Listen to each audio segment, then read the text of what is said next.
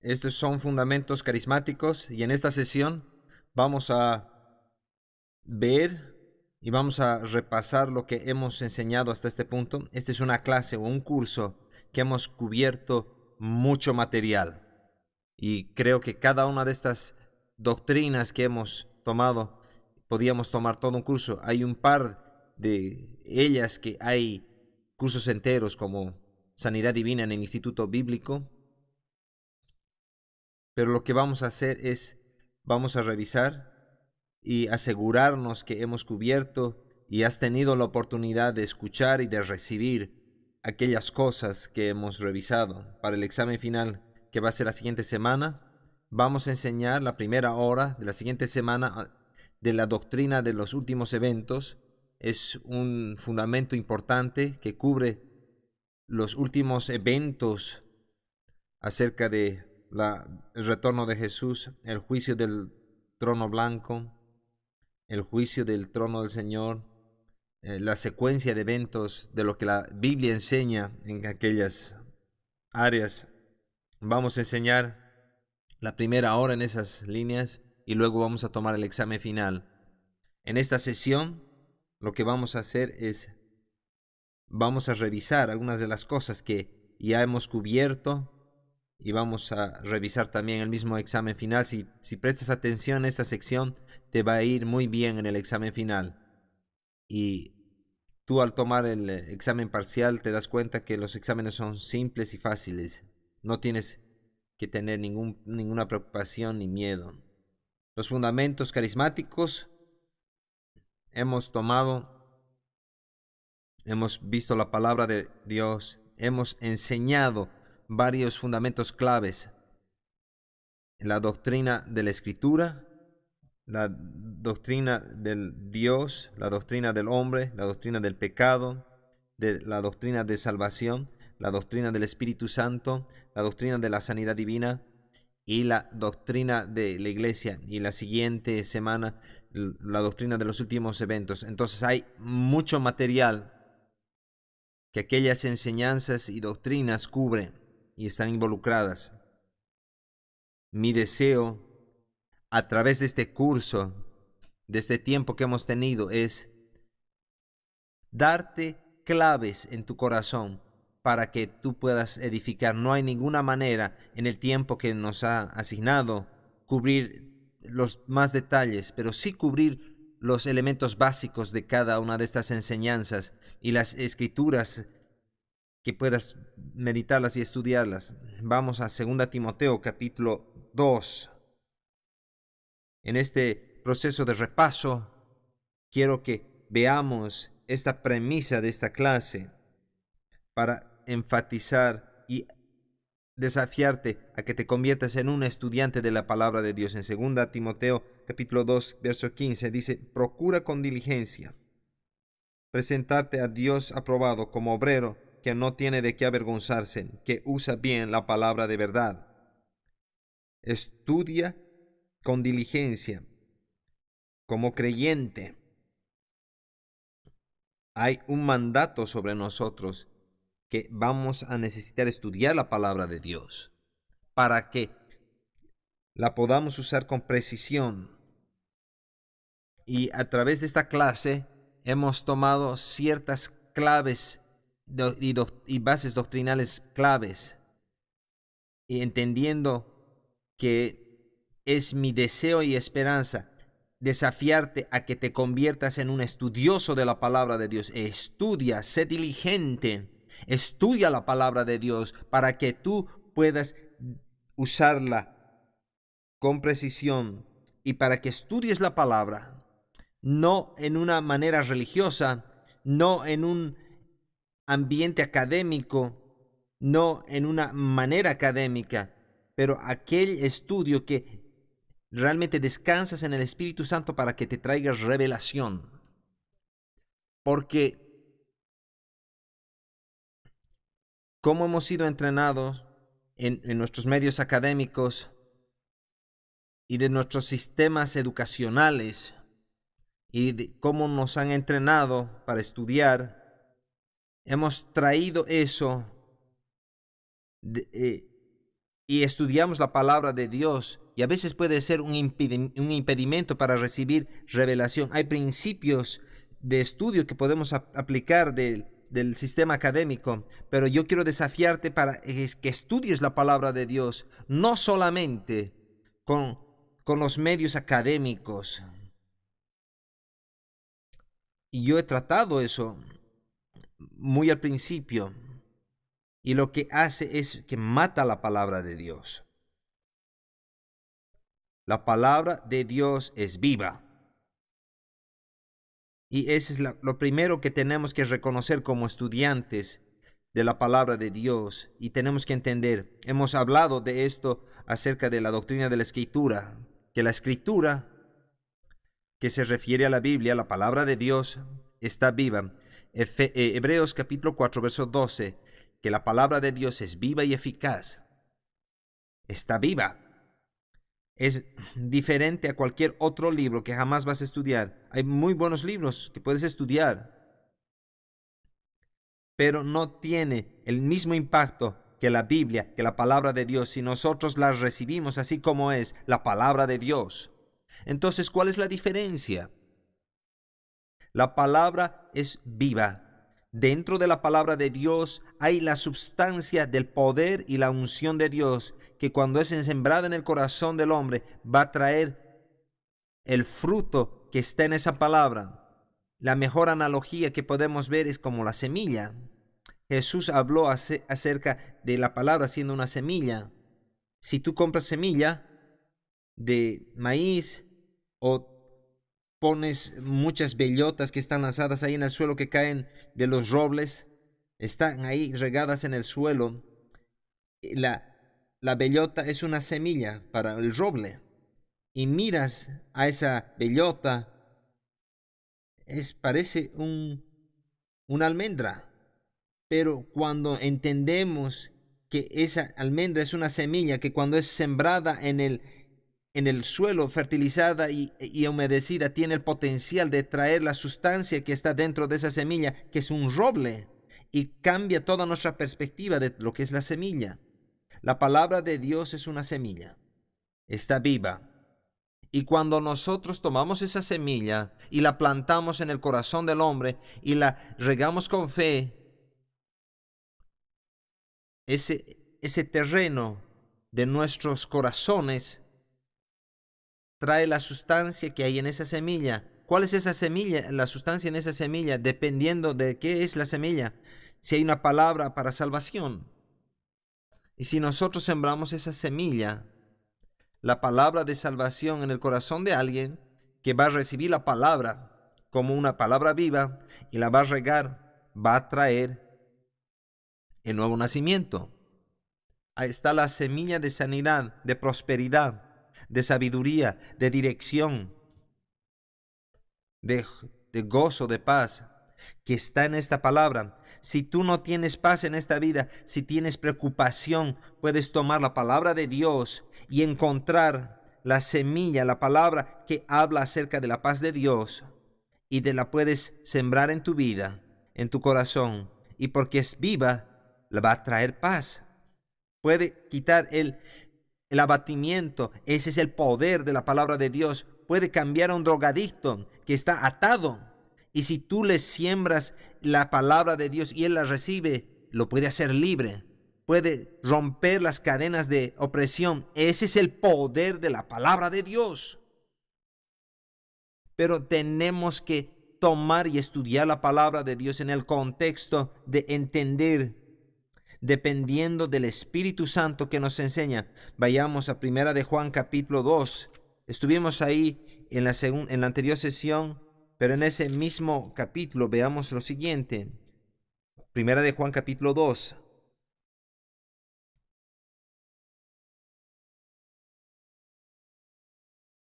Empecemos con el verso 24. Lo que habéis oído desde el principio permanezca en vosotros. Si lo que habéis oído desde el principio permanece en vosotros, también vosotros permaneceréis en el Hijo y en el Padre. Y esta es la promesa que Él nos hizo, la vida eterna.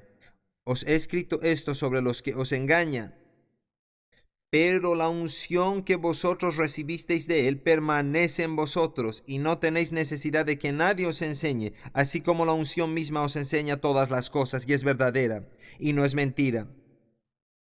Según ella os ha enseñado, permaneced en él. ¿Qué está diciendo aquí? Que hay una unción, que es el Espíritu Santo, que te va a enseñar. Y no dice aquí que no hay necesidad de maestros, porque en Efesios capítulo 4 nos dice que Jesús ha puesto en la iglesia maestros. Lo que nos dice, no es el maestro el que te enseña, es el Espíritu Santo que obra a través de ese maestro para traer revelación, que también trae testimonio del Espíritu que está dentro de ti, esa unción que está en ti, que trae revelación. Y eso es lo que queremos. Queremos revelación, no información. Y ahí es donde la rueda toca el asfalto. Como sociedad estamos llenos de información en todo el sistema educacional. Y ahí vamos a tener información. Entonces, para que las personas puedan recitar esa información luego. No es lo que queremos aquí. No es lo que yo quiero aquí. Al enseñar los fundamentos carismáticos, yo no quiero que yo haya impartido información para que tú me des los versos, el capítulo y verso, y recites otra vez la información. Yo quiero que tengas revelación. Y lo que te estoy desafiando, que tú te conviertas en un estudiante de la palabra de Dios, que tú estudies para presentarte aprobado, no que lo hagas en un medio académico de una manera tradicional y que empieces a memorizar cosas y después puedas recitar esa información, sino que tengas la revelación de ello. ¿Y cómo obtienes la revelación? Número 1, tienes que entender que la palabra viva de Dios es una palabra viva que tiene el potencial de transformar tu vida. Y que si tú permites al Espíritu Santo que está dentro de ti que te enseñe, Él va a traer iluminación y revelación a tu vida. Y lo que estas palabras dicen, de repente, no es solamente información, pero se convierte en revelación viva en tu vida. Eso es lo que esta clase se trata. Es animarte, avivarte a ti, para que empieces a recibir la revelación de la palabra de Dios, para que tú puedas edificar el fundamento en tu vida, que es tan seguro, tan firme, tan sólido, que nada que sucede te va a mover. Tú puedes doblarte un poquito, pero no te vas a romper, no te vas a quemar, vas a estar parado, no importa cuán grave sea la tormenta en tu vida. ¿Cómo sucede esto? Es mediante recibir la revelación de la palabra de Dios, que es vida, es más cortante que toda espada de 2 filos. La unción que está dentro de ti, que la has recibido de Él, te va a enseñar y va a traer revelación a ti. Esa es mi oración, ese es mi deseo, que cada uno de ustedes se levante a un nuevo nivel de revelación en tu vida y que estos fundamentos, estas verdades, estas doctrinas que hemos estado compartiendo en estas clases no se conviertan simplemente en información, sino revelación en tu vida. Para que cuando nosotros estudiemos las doctrinas de la Escritura, tomes estas verdades y veas y permitas al Espíritu Santo que te revelen desde Génesis hasta Apocalipsis que este es Dios hablándome a mí. Y aunque Dios usó manos humanas para escribirlo, fue por inspiración del Espíritu Santo que escribieron estos libros. Mientras compartimos información acerca de la Escritura, que son 66 libros por más de 40 autores, esa es información que cuando es traducida en revelación, esta es la palabra de Dios, ese es Dios hablándome a mí. Entonces, cuando estás clamando a Dios, Señor, yo quiero una palabra de ti, yo quiero que me hables a mí como hablas al fulano de tal, tú puedes entender, hey, yo puedo tomar este libro y es Dios hablándome a mí. Si alguna vez has orado, Señor, yo alguna vez quiero escucharte a ti, quiero oír del cielo, el Señor te está diciendo, abre el libro. Este soy yo hablándote a ti. Tú puedes personalizar la palabra. A propósito, yo no sé si te he compartido, pero quiero animarte. Cómprate un Nuevo Testamento barato y particularmente las escrituras de Enenel y pon tu nombre ahí y personalízalas. Que puedas sacar ese Nuevo Testamento y decir, y dice ahí, Bruce, tú eres una nueva criatura en Cristo. Es lo que tiene que convertirse en tan personal, y es lo que es. Aquellas son cartas escritas a ti y puedes poner tu nombre ahí y personalizarlo y se convierte en revelación. Es lo que hemos hablado acerca de las doctrinas de la Escritura, estudiando cómo recibimos las Escrituras o algunas cosas que han venido a ti para negar la infalibilidad de la palabra. Tú puedes desarraigar todas esas dudas, que es la palabra de Dios hablándote a ti. Hemos hablado acerca de la doctrina de Dios y hemos visto quién es Dios, cuál es su carácter, cuáles son los atributos de Dios. Estudia los nombres de Dios. Y otra vez, la información que tú puedes decir, Jehová Jireh es el Señor que provee. Jehová Rafa, el Señor que sana. Jehová Sidkenu, el Señor que es mi justicia. No solamente que lo memorices y lo recites, pero ya es revelación. Dios es mi justicia, soy la justicia de Dios en Cristo. Él es mi sanador, Él es mi proveedor. Y estudia la doctrina de Dios y lo mezclas con la revelación en el Espíritu Santo. Hay una transición que sucede y no solamente es información, pero aquellas enseñanzas ahora se convierten en revelación, que Dios es el Shaddai, el todo suficiente. Él es mi Dios, el que suple todas mis necesidades de acuerdo a sus riquezas en gloria, que nada es demasiado difícil para Él. Entonces estudiamos aquellas cosas, escuchamos la doctrina del hombre y entendemos que somos creados en su imagen, que nosotros no somos un resultado de la evolución, que no hemos salido de una sustancia viciosa a ti, no hemos salido del fango y nos ha crecido piernas y nos hemos decidido parar, nos ha crecido pelo, nos hemos afeitado el pelo. Yo realmente no entiendo cómo alguien puede creer eso. La credibilidad de las personas, de creer eso y tener científicos que tienen doctorados y que se supone que tienen que ser los más inteligentes en la tierra y se paren y traten de defender eso. Está más allá de mí. Y hay personas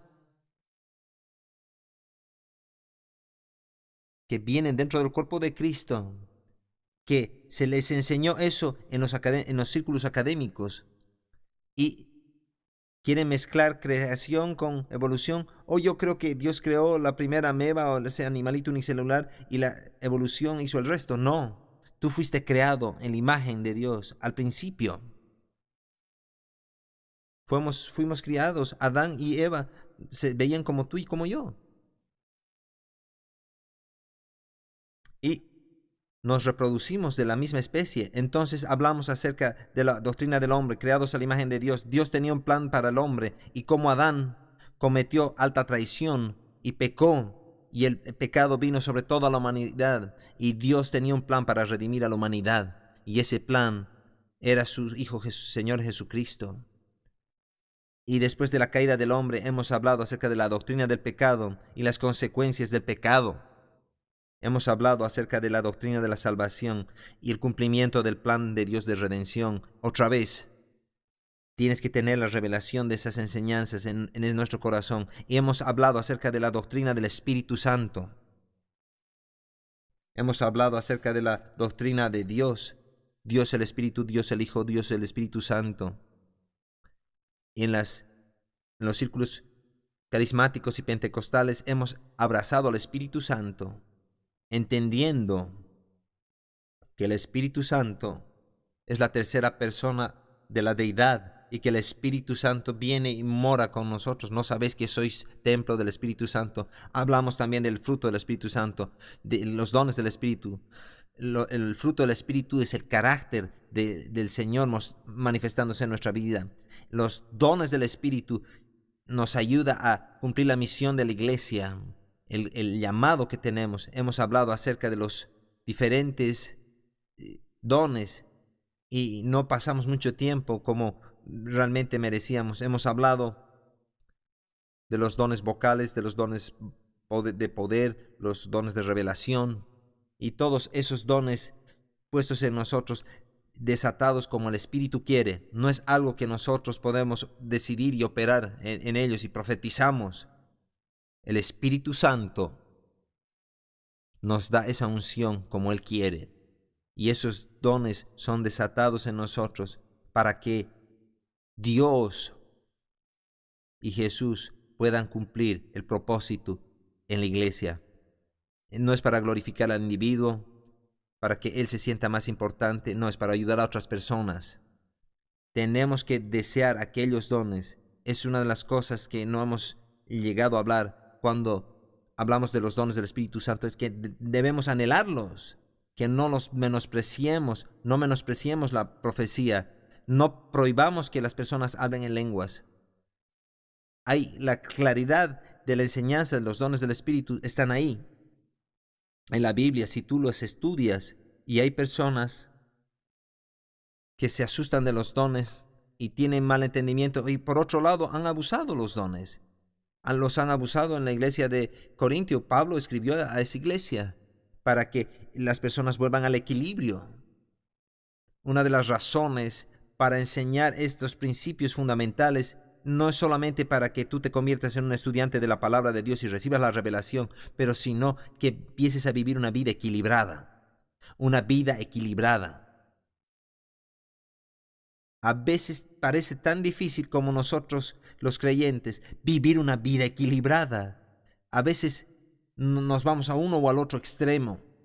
O a veces nos quedamos tan inefectivos o vamos al otro extremo y nos convertimos en falsos, en que a veces nos hacemos cosas raras. Dios quiere que seamos equilibrados. Y es por esa razón que tengamos un fundamento firme en estas enseñanzas de la palabra de Dios para que nosotros no seamos engañados y no seamos llevados a estos extremos, cosas tontas y necias, y que no seamos inefectivos no haciendo nada, que no estemos en un extremo o en el otro. Pero este grupo vamos a ser equilibrados, vamos a caminar. Jesús era equilibrado. Y dice cómo Jesús creció en favor con Dios y en favor de los hombres. Cómo creció en estatura y en el espíritu. Cuando tú ves eso, Jesús tenía equilibrio en su vida.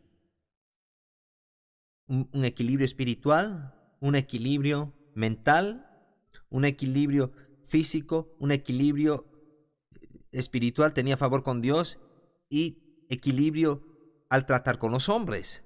Y nosotros tenemos que tener esa misma actitud, ese mismo deseo, que tengamos un equilibrio en nuestra vida. Entonces los dones del Espíritu debemos desearlos, que operen en nuestras vidas, que tengamos más impacto y más fruto en nuestras vidas.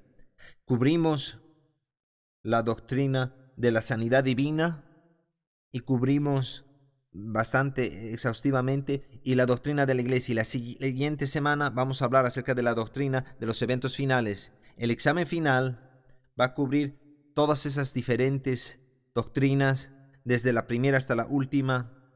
Va a ser similar al parcial, con 15 preguntas verdadero y falso y 10 con selección múltiple. Y al estudiar la siguiente semana para el examen final, estudia tus notas y repasa todo lo que hemos hablado y presta atención cuántos son los frutos del Espíritu, cuántos son los dones y cuáles son los 9 frutos y cuáles son los 9 dones del Espíritu. Y asegúrate que entiendas lo que es la sanidad divina. Si yo hago una declaración como esta, es la voluntad de Dios, a veces sanar, a veces enfermar, ¿eso será verdadero o falso? Falso, porque es la voluntad de Dios siempre sanar, todo el tiempo. Lo mejor que Dios tiene es que vivamos largo y que tengamos sanidad divina. Es verdadero. Lo que Dios quiere es que tengamos sanidad divina. Gracias a Dios que Él ha hecho provisión para la sanidad. Si la enfermedad se manifiesta, nosotros podemos tomar la palabra de Dios y aplicarla y vamos a ser sanos. Pero lo mejor que Dios tiene es que caminemos en sanidad divina. Y ese es el deseo de Dios, que vivamos una vida larga y que tengamos sanidad divina. Parte del ministerio del Espíritu Santo es convencer a la iglesia de pecado, de justicia y de juicio. ¿Verdadero o falso?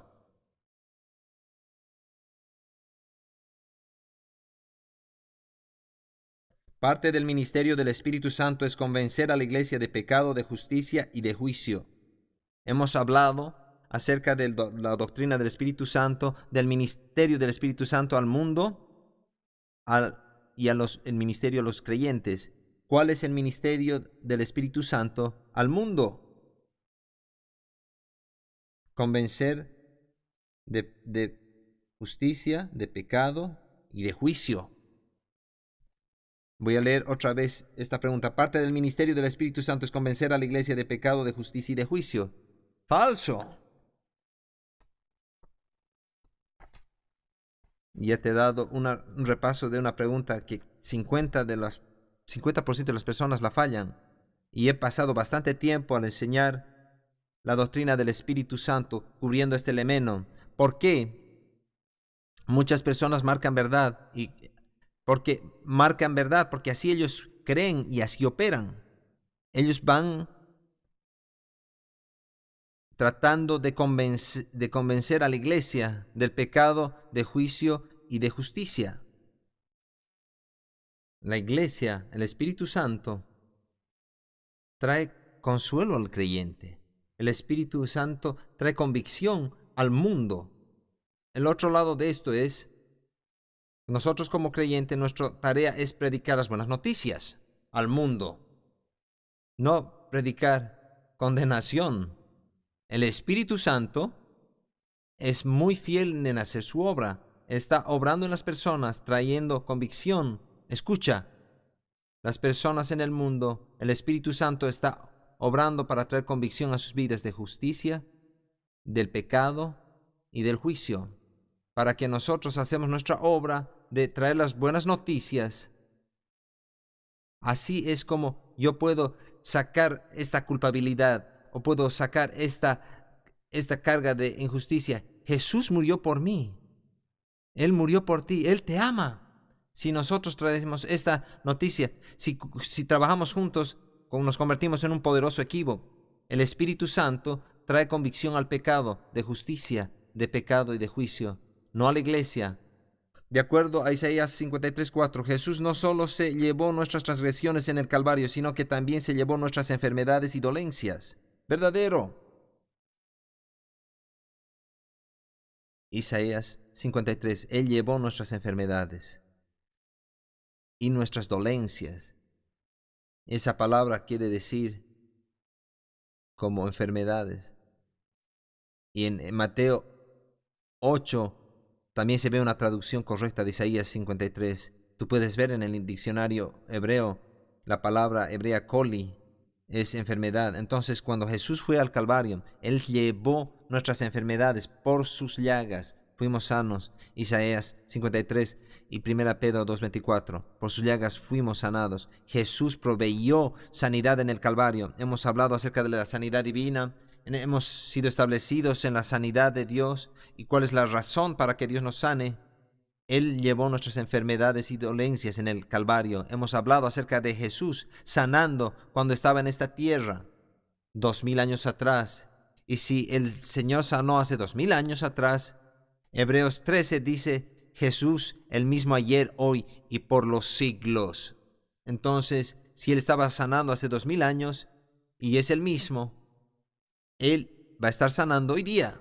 Entonces, si tú viste una declaración de uno a otro de que Jesús sanando hace 2000 años, entonces va a estar sanando hoy día, eso es verdad.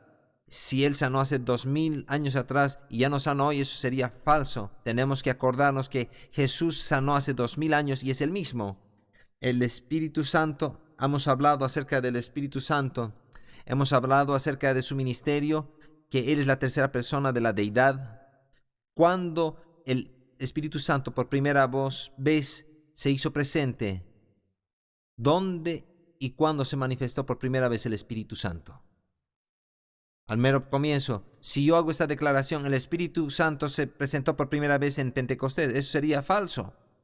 Muchas personas piensan en el Espíritu Santo que vino a escena el día de Pentecostés y no hay duda que vino al creyente, pero antes de manifestarse el día de Pentecostés estaba desde el mero comienzo, estaba con Dios cuando creó los cielos y la tierra, Él estaba en el Edén, entonces el Espíritu Santo estaba aquí desde el comienzo.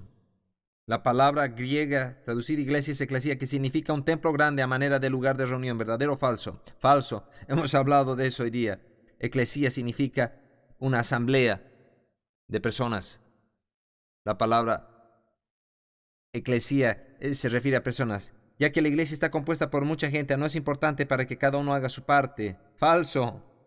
Hemos hablado hoy día también de eso. Estoy refrescando tu memoria.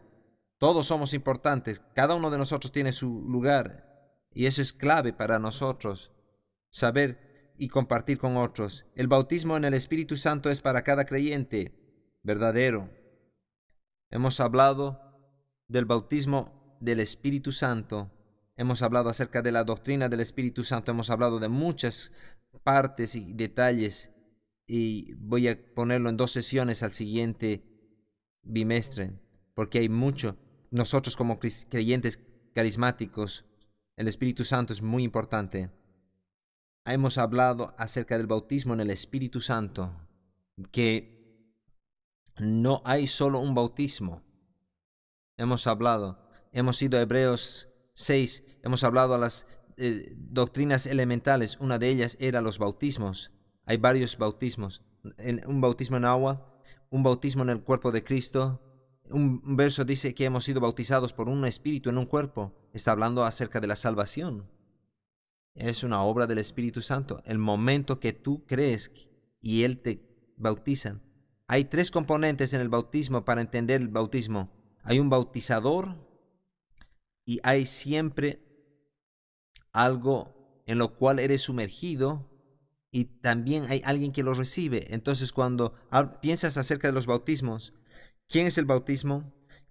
¿En qué medio está siendo sumergido? ¿Y quién está recibiéndolo? Cuando eres salvo, el bautismo, el que te bautiza es el Espíritu Santo. Eres sumergido en el cuerpo de Cristo, el que es el creyente que está recibiendo. Cuando tú naces de nuevo, el Espíritu Santo te bautiza en el cuerpo de Cristo. Y cuando te bautizas en agua, el pastor o quien quiera que esté bautizando, Él es el bautizador, te bautiza en agua y está la persona que recibe el bautismo.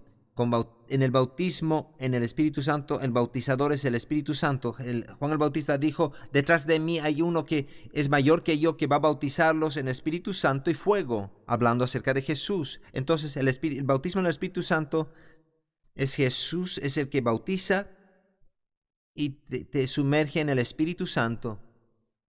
Entonces el bautismo en el Espíritu Santo es para todo creyente, no solo para unos pocos. Solo aquellos que son salvos pueden recibir, es subsecuente a la salvación. El mundo, Juan 14, dice que no puede recibirlo, tiene que ser salvos primero. El momento que eres salvo puede ser recibirlo, no necesitas esperarlo. Es otra cosa importante acerca del bautismo en el Espíritu Santo. Al principio las personas no entendían porque estudiaron Hechos 1 y 2 y Jesús les dijo que vayan y esperen la promesa del Padre. Entonces las personas pensaron que tenían que esperar que venga el Espíritu Santo. Estaban esperando por el día de Pentecostés, pero un día que llegó ese día de Pentecostés y eh, puedes recibirlo inmediatamente, ya no necesitas esperarlo. El momento que naces de nuevo, puedes recibir ese mismo momento el bautismo en el Espíritu Santo. Yo te animo que ministres el bautismo en el Espíritu Santo cuando alguien nace de nuevo. De acuerdo a Colosenses 1:18, Jesús es la cabeza de la iglesia. Verdadero. Vamos a ver Efesios 1:22 y 23 y Colosenses 1:18 dice lo mismo. Jesús es la cabeza de la iglesia. Cuando nosotros damos un examen, cuando yo lo hago en particular, no trato de hacer una pregunta capciosa. Si te doy una escritura, no es porque la escritura sea una referencia equivocada. No estoy jugando un truco ahí. Y si tú recibas una pregunta así, no te cuestiones en decir, me está tratando de hacer una trampa, pero yo he mencionado Colosenses 1:18 y dice, de acuerdo a Colosenses 1:18, Jesús es la cabeza de la iglesia. No estoy tratando de poner una trampa con la cita bíblica, estoy tratando de establecer que Jesús es la cabeza de la iglesia. Ese es mi propósito en hacer esa pregunta. No estoy tratando de impartir información, sino revelación. La segunda venida de Cristo es solo lenguaje figurado. Vamos a cubrir eso la siguiente semana. Hay varias preguntas que vas a tener de los eventos finales. Vamos a cubrir la siguiente semana y vamos a ver y vas a saber, vamos a ver la tribulación de los 144,000 sellados judíos, quiénes son. Vamos a hablar del reino milenial, 1000 años literales. Vamos a hablar acerca de los creyentes yendo al juicio de Jesús y el resto yendo al juicio del trono blanco. Hay mucha confusión con los libros de Tim LaHaye y todas las cosas distintas y dónde estamos. Es importante que tengamos un buen fundamento de lo que la palabra de Dios enseña de los últimos eventos.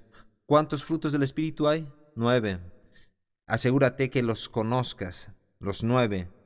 Y yo sé de las distintas maneras cómo ministrar la sanidad divina. Hemos visto rápidamente cómo recibimos y ministramos la sanidad divina. ¿Cómo recibimos la sanidad divina?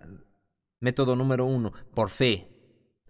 La manera número 1 que las personas reciben sanidad es por fe.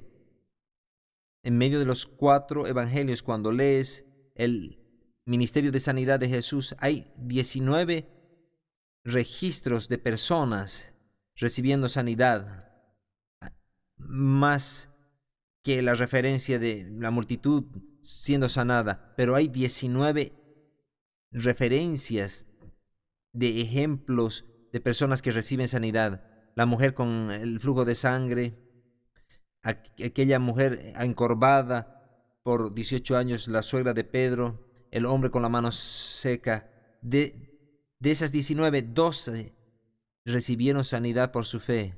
Y ahí está la declaración que les hace Jesús: ve, por tu fe has sido sano. Nunca he visto semejante fe en Israel.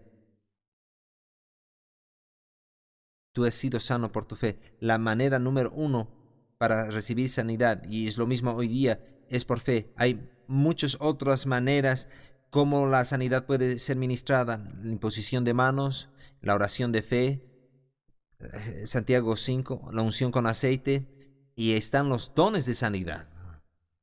Y esto es la manera como la mayoría de las personas quieren recibir sanidad y lo que piensan acerca de la sanidad divina, porque han visto los ministerios de Oral Roberts, de Benny Hinn, y las cosas milagrosas que han sucedido por los dones de sanidad y los dones de milagros. Gracias por esos dones, pero eso es como el Espíritu quiere. Entonces podemos criticar, y porque si hay gente que dice, si la sanidad es para todos, ¿por qué no entras al hospital y lo vacías? Los dones de sanidad y funcionan cuando el Espíritu quiere. Ahora, tú puedes enseñarles a las personas en el hospital la palabra de Dios y ellos van a empezar a creer y que la fe va a levantarse y ellos pueden ser sanos. Y es la voluntad de Dios sanarlos. Entonces hay distintas maneras como ministrar sanidad. Puedes llamar a los ancianos de la iglesia. Ellos pueden orar y ungir con aceite. Hay más de una manera. La misión de la iglesia, hemos hablado acerca de las 5 misiones o propósitos de la iglesia. Conócelos, asegúrate de saber. Hemos hablado acerca de los dones del Espíritu. Conoce cuáles son. Sé capaz de decir, por ejemplo, y de definir cuáles son. Si yo te pregunto qué es la palabra de sabiduría, y tienes que ser capaz de decir qué es la palabra de sabiduría, palabra de conocimiento, profecía. Hemos hablado sobre ellos. Hemos hablado del bautismo en el Espíritu Santo. ¿Cuál es la evidencia inicial del bautismo en el Espíritu Santo? Hablar en lenguas.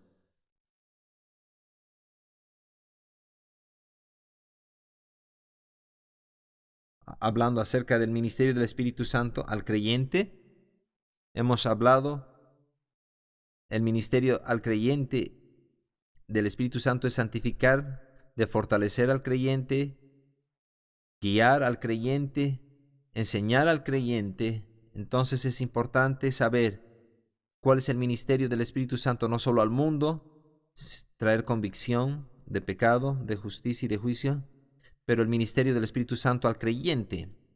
Si tú sabes todas esas cosas, te va a ir bien. Y otra vez, es verdadero y falso y selección múltiple. Si estudias todas estas cosas, vas a poder y acordarte. Vamos a orar por tu memoria.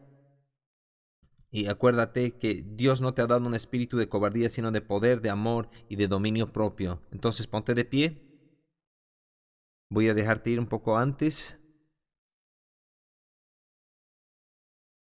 Padre, mientras nos vamos, ayúdanos a cumplir nuestro propósito en la vida. Señor, te agradecemos por la palabra de Dios que es vida. Te agradecemos por el Espíritu Santo, la unción que está dentro de nosotros, que nos enseña. Señor, que nosotros verdaderamente deseemos revelación para que crezcamos en el conocimiento de ti y la revelación de tu palabra. Yo oro mientras vamos, podamos cumplir el propósito y la visión. Aumenta la unción en nuestra vida, en el nombre de Jesús. Amén.